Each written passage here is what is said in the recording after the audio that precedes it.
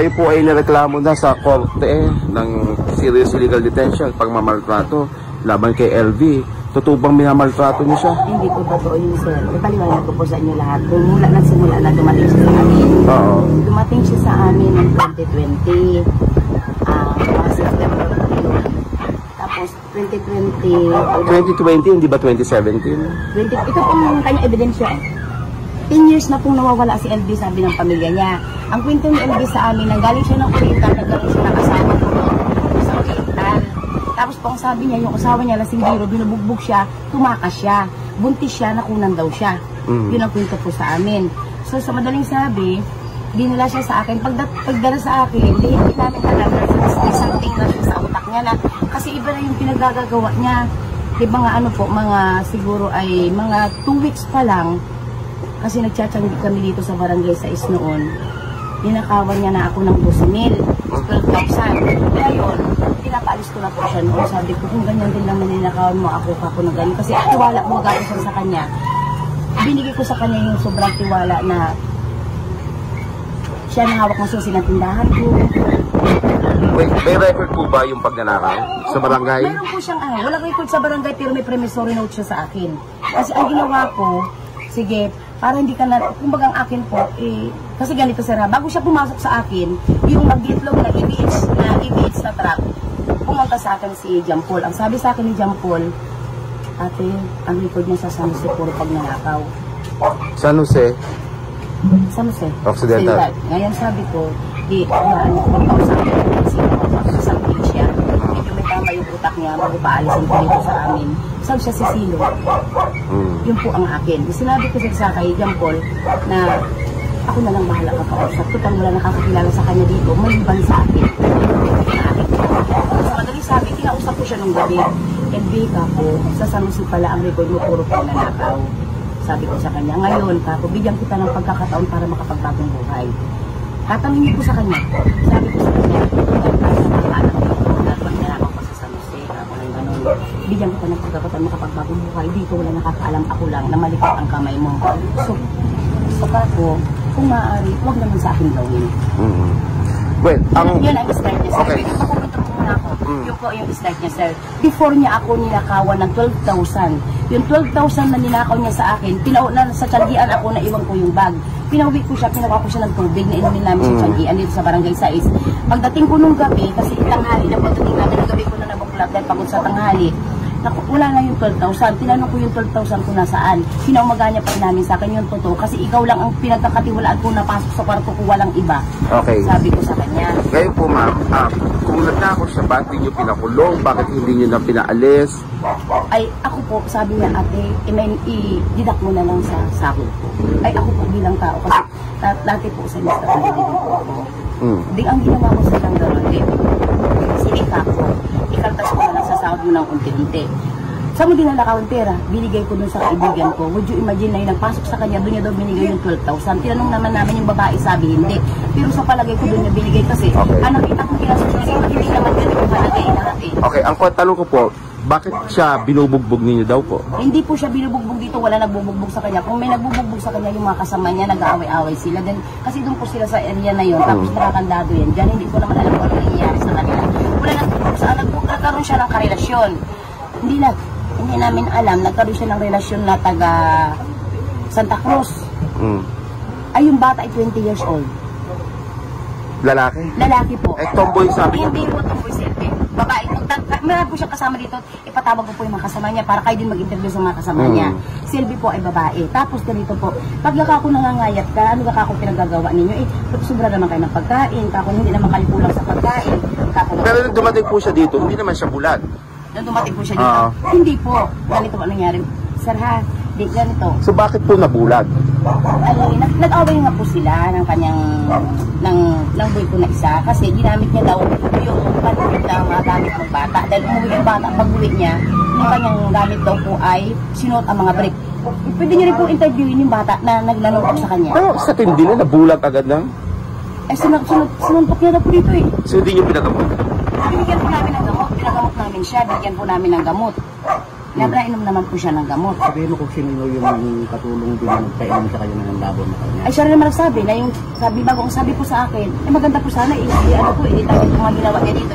Ito po ang ebidensya po na 2019 lang siya dumating sa amin. Ang sabi ng pamilya niya, 10 years na daw pong nawawala, kaya wala siya 10 years sa amin. Ari po ang promissory note na yun ginawa niya sa amin. Nilalagyan niya ng bulbol ang pagkain namin, kaya alam namin na may something siya. Nilalagyan niya ng bulbol, nilalagyan niya ng regla ang aming pagkain. Pwede po niya tanungin ang manager ng 6M station kasi yan, pagtanghali minsan din na pinapadalan ko ng pagkain. Kaya alam niya, nakakain na sana siya pat ganun yung lasa ng pagkain. Kagabi, sabi niya, sukang-suka nga ako, sabi niya ng ganun. Kahit pwede niyo po ituloy sa Magdores mo ng bayan. Tapos isa siya, sa nakasaksi. Oo, pero kung ganun po, bakit humantong pa sa pisikalan na bakit hindi nyo lang pinaalis kung marami na parang ginagawang masama? Sir, pinapaalis ko. Ayaw talaga umalis, sir, sa totoo lang po. Pinapaalis namin. Marami nakakalam na pinapaalis namin. Tapos, sir, kumbaga, ang ginawa niya pa dito, di pag pinapaalis ko ng ganyan, napasok siya sa akin, nagmamakawa, tit, huwag mo naman na akong paalisin. Ba't ako ayaw mong umalis? Sabi ko ng ganyan. Napunta kami, sir, ng San Jose. Hindi siya illegal detention. Napunta po kami ng San Jose. Nagbabakasyon kami dahil may kapatid kami dito sa San Jose. Doon po kami nagbibits. Ibinababa namin siya dito sa may Concepcion. Sa Concepcion. Tapos pag binababa po namin, ayaw po magbaba niya. Bakit ayaw mo magbaba? Dito ang lugar mo. Kaya sabi niya, kapag hindi po na ako magtitinda ng pupo niyo, hindi po nila ako pinakain. Imposible ka ako na may ganon, ka ako na ganon, bumaba ka na. Kaya ayaw ko sa kanila, dito na lang ako sa inyo. Kaya sabi ko nga po sa kanya, may pamilya ka, dapat doon ka, dito na lang ako, hindi ko na po uulitin yung ginagawa ko. Kaya may promissory note siya. Yan ay terma niya. Na naglalagay siya ng bulbul at pagnanakaw sa tindahan. Ano nakalagay dyan sa sulat? Ayan po, basahin niyo po. Kanina po mismo mabasa. Hindi, pabasa mo nga. Basahin mo. Oh. Ako si Silvera Vergara na nangangako po na hindi na maglalagay ng bulbol sa pagkain at hindi na magnanakaw. Totoo po yan. Dahil yung bag niya, pinunod niya ng grocery dito dahil siya ang may hawak ng susi ng tindahan ko. Ganun po yung tiwala na binigay ko sa kanya. Tinuring ko po siyang pamilya. Kung nagkakaganon man siya sa mga kasamahan niya na yun, may kasamahan din siya na sumuntok din sa kanya kasi sinabi niya, ate, si ano, sinisilipan ka sa loob ng CR. Tignan niyo sa yung itsura ng CR namin kung makakasilipan. Kasi sinuntok siya. Tinubog din siya ng kasama niya. Sila po nag-aaway-away doon, pero kung sabi kong kaming pamilya namin, dito lang po ako nakaupo maghapon, minamalas na ako, minsan Sino sinisilipan? Sinisilipan daw po ako, naliligo sa CR. Nagsumbong siya na, Bakit kasi silipan? naliligo daw po nga ako, naninilit daw yung isang boy ko na naliligo ako sa CR. Tignan mo sa kung ano itsura ng CR, paano makasilip, kaya binubog din siya ng kasama niya. Dahil nagsinungaling. Tignan niyo po. Ay, kayo po ay nireklamo na sa korte ng serious illegal detention, pagmamaltrato laban kay LV. Totoo bang minamaltrato niyo siya? Hindi po totoo yun, sir. Ipaliwanag ko po sa inyo lahat. Kung mula nagsimula na dumating siya sa amin. Oo. Dumating siya sa amin ng 2020. September. Tapos 2020. 2020, hindi ba 2017? Ito pong kanyang ebidensya. 10 years na pong nawawala si LV, sabi ng pamilya niya. Ang kwento ni LV sa amin, nanggaling siya ng Oriental, nagkaroon siya ng asawa ko sa Oriental. Tapos pong sabi niya, yung asawa niya, lasing biro, binubugbog siya, tumakas siya, buntis siya, nakunan daw siya. Yun ang kwento po sa amin. So sa madaling sabi, dinala siya sa akin.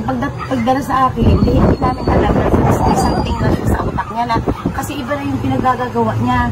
Diba nga ano po, mga siguro ay mga 2 weeks pa lang, kasi nagtsatsanggit kami dito sa barangay sa noon. Ninakawan niya na ako ng 12,000. Ngayon, pinapaalis ko na po siya noon. Sabi ko, kung ganyan din lang ninakawan mo ako na ganyan. Kasi tiwala mo gagawin sa kanya. Binigay ko sa kanya yung sobrang tiwala na siya nahawak ng susi ng tindahan ko. May record po ba yung pagnanakaw sa barangay? Meron po siyang walang record sa barangay pero may promissory note siya sa akin. Kasi ang ginawa ko, sige, para hindi ka na, kumbaga ang akin po, kasi ganito sir, bago siya pumasok sa akin, yung mag-ditlog na EBH na truck, pumunta sa akin si John Paul. Ang sabi sa akin ni John Paul, ate, ang record niya sa San Jose, puro pagnanakaw. San Jose? San Jose? Occidental. Ngayon sabi ko, pagkausapin ko kasi sa beach siya, medyo may tama yung utak niya, bago paalisin ko dito sa amin. Sabi siya si Silo. Yun po ang akin. Sinabi ko sa kay John Paul na ako na lang bahala kakausap. Total wala nakakakilala sa kanya dito. Maliban sa akin. Sa madaling sabi, kinausap ko siya nung gabi. LV ka po, sa San Jose pala ang record mo puro pagnanakaw. Sabi ko sa kanya, ngayon kako, bigyan kita ng pagkakataon para makapagbagong buhay. Tatanungin ko sa kanya. Sabi ko sa kanya, bigyan kita ng pagkakataon makapagbagong buhay. Dito wala nakakaalam, ako lang na malikot ang kamay mo. So, saka ko, kung maaari, huwag naman sa akin gawin. Well, Yun ang start niya, sir. Okay. Pakupunta ko muna ako. Yun po yung start niya, sir. Before niya ako ninakawan ng 12,000. Yung 12,000 na ninakaw niya sa akin, pinauna sa tiyanggian ako na iwan ko yung bag. Pinauwi ko siya, pinawa ko siya ng tubig na inumin namin sa tiyanggian dito sa Barangay 6. Pagdating ko nung gabi, kasi tanghali na pagdating namin ng gabi ko na nabuklap dahil pagod sa tanghali. Wala na yung 12,000. Tinanong ko yung 12,000 ko nasaan. Pinaumaga niya pa namin sa akin yung totoo. Kasi ikaw lang ang pinagkakatiwalaan ko na pasok sa kwarto ko, walang iba. Okay. Sabi ko sa kanya. Ngayon po ma'am, kung nagnakaw siya, bakit hindi niyo pinakulong? Bakit hindi niyo na pinaalis? Ay, ako po, sabi niya, ate, i-deduct mo na lang sa sahod ko. Ay, ako po bilang tao. Kasi dati po sa lista ko, po ako. Di ang ginawa ko sa Tanggaro, sinika ko. Ikaltas ko na lang sa sahod mo ng unti-unti. Saan mo dinalakaw ang pera? Binigay ko dun sa kaibigan ko. Would you imagine na yung nagpasok sa kanya, doon niya daw binigay yung 12,000. Tinanong naman namin yung babae, sabi hindi. Pero sa palagay ko doon niya binigay kasi, nakita ko kinasasya sa hindi naman ganun yung palagay lahat eh. Okay, ang tanong ko po, bakit siya binubugbog ninyo daw po? Hindi po siya binubugbog dito, wala nagbubugbog sa kanya. Kung may nagbubugbog sa kanya, yung mga kasama niya, nag-aaway-aaway sila. Then, kasi doon po sila sa area na yun, tapos nakakandado yan. Diyan, hindi ko naman alam kung ano nangyayari sa kanila. Wala nagbubugbog sa nagkaroon siya ng karelasyon. Hindi namin alam, nagkaroon siya ng relasyon na taga Santa Cruz. Ay, yung bata ay 20 years old. Lalaki? Lalaki po. Eh, tomboy sabi niya. Hindi po tomboy, Silve. Babae. Meron po siya kasama dito. Ipatawag ko po yung mga kasama niya para kayo din mag-interview sa mga kasama niya. Silvi po ay babae. Tapos ganito po, pag ako nangangayat ka, ano ka ako pinagagawa ninyo? Eh, sobra naman kayo ng pagkain. Kako hindi naman kayo kulang sa pagkain. Pero nung dumating po siya dito, hindi naman siya bulat. Nung dumating po siya dito, hindi po. Ganito po nangyari. Sir ha, di ganito. So bakit po nabulag? Ay, nag-away nga po sila ng kanyang ng boy ko na isa kasi ginamit niya daw yung panunod na mga gamit ng bata dahil umuwi yung bata pag-uwi niya yung kanyang gamit daw po ay sinuot ang mga brick. Pwede niya rin po interviewin yung bata na naglalungkot sa kanya. Pero sa tindi na nabulag agad lang? Eh sinuntok niya daw po dito eh. So hindi niyo pinagamot? Binigyan po namin ng gamot, pinagamot namin siya, bigyan po namin ng gamot. Nainom naman po siya ng gamot. Sabihin mo kung sino yung katulong din na nagpainom sa kanya ng labon na kanya. Ay, siya rin naman nagsabi na yung sabi po sa akin, eh maganda po sana, ano po, tayo itong mga ginawa niya dito. Ito po ang ebidensya po na 2019 lang siya dumating sa amin. Ang sabi ng pamilya niya, 10 years na daw pong nawawala, kaya wala siya 10 years sa amin. Ano po ang promissory note na yan ginawa niya sa amin. Nilalagyan niya ng bulbol ang pagkain namin, kaya alam namin na may something siya. Nilalagyan niya ng bulbol, nilalagyan niya ng regla ang aming pagkain. Pwede po niya tanungin ang manager ng 6M station kasi yan, pagtanghali minsan, din na pinapadalan ko ng pagkain. Kaya alam niya, nakakain na sana siya, ba't ganyan yung lasa ng pagkain. Kagabi, sabi niya, sukang-suka nga ako, sabi niya ng gano'n. Kahit pwede niyo po interview si Magdores ko yung bayan. Pwede niyo po interview, tapos isa siya, sa nakasaksi.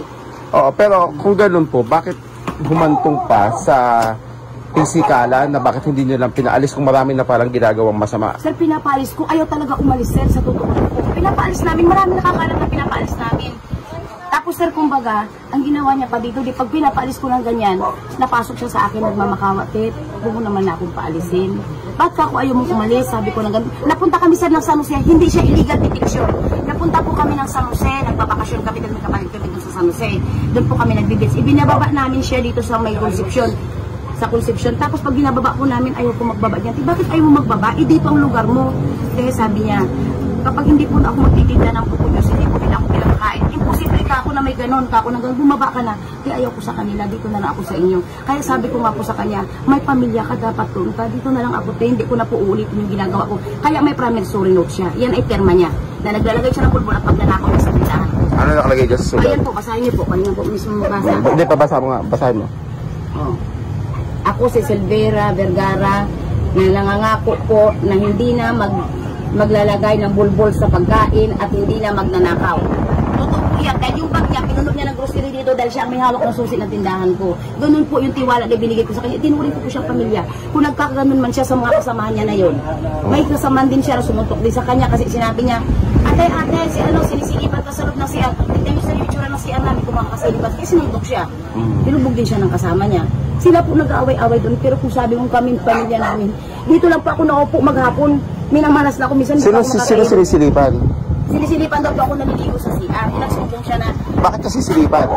naliligo daw po nga ako. Naninilip daw yung isang boy ko na naliligo ako sa CR. Tignan mo sa kung ano itsura ng CR, paano makasilip. Nabilubog din siya ng kasama niya. Dahil nagsinungaling. Tignan niyo po. Ay,